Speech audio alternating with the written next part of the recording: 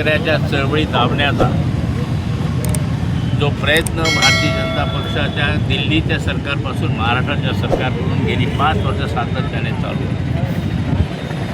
शेतकऱ्याच्या अंगावर ट्रॅक्टर टाकण्यापर्यंत दिल्लीचं सरकार गेलं होतं. कृषी कायदा रद्द करण्याकरता या देशातल्या शेतकऱ्यांना रक्त सांडावं लागलं आणि त्यानंतर कुठं कृषी कायदा रद्द झाला. तसेच महाराष्ट्रामध्ये प्रत्येक जाहीरनाम्यामध्ये शेतकऱ्यांच्या कर्जमाफीचं आश्वासन देऊनसुद्धा कर्जमाफी न देणारं हे सरकार शेवटी शेतकऱ्यांच्या चळवळीचा दबाव पाहून कर्जमाफीला तयार झालं, परंतु देत असताना त्यांच्या पदरात पडू नये या पद्धतीच्या सगळ्या अटी त्याच्यामध्ये टाकण्यात आल्या होत्या. मला रोहितदादाचं अभिनंदन याकरता करायचं आहे की साहेब,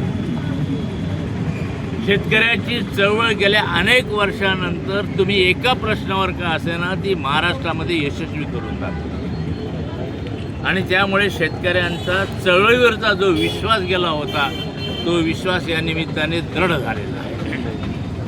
म्हणून मी शरद जोशींच्याही चळवळीत होतो.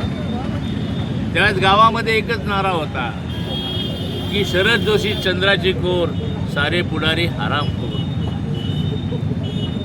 पण आज तीच जागा अपुरी पडलेली आहे. तुम्ही ही सतत चळवळ चालवली.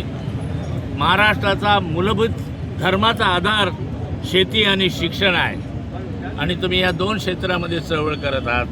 शेतकऱ्यांच्या त्या भावना आणि विद्यार्थ्यांच्या शिक्षणाच्या संदर्भातल्या भावना या वेशीवर मांडून त्याचा निर्णयात्मक निर्णय घेण्यासाठी आपण यशस्वी झाला.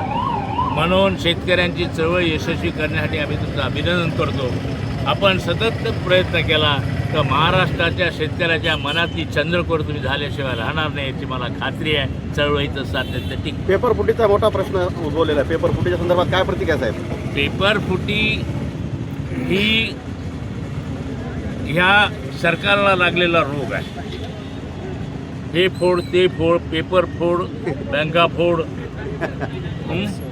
माणसं फोड, मंदिर फोड, राम मंदिराची तिजोरी फोड, फोडणं दानपेटी फोड, हा फोडणं यांचा स्थायी भाव आहे. शेवटी ते एकमेकाचे डोके फोडतील हे सुद्धा आपल्याला पाहायला मिळेल.